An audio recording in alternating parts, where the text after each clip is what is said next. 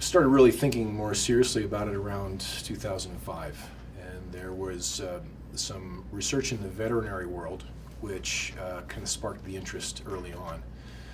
And the veterinary medical applications typically supersede human applications. There's a variety of reasons for that. Anyway, so in terms of scale and scope, around '05 we started thinking about it. It was a lot of background digging in terms of what we could do or what options we had available to us, but it was interesting early on, they were so limited. We really had to kind of conceive it as we went because it just simply didn't exist.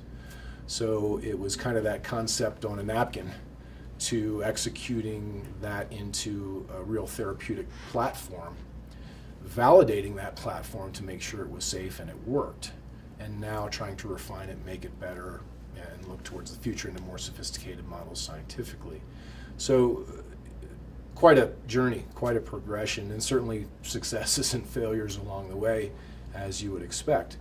So it was exciting. It was a lot of difficult work. Early on, this wasn't very well received. It was met with probably healthy skepticism at the time, and perhaps some of that still exists today. But what we saw, as is the case with a lot of new sexy medical technology, is you see this big uptick in interest and a spike in utilization, and then as it comes back to earth and people realize it doesn't work, it falls off a cliff.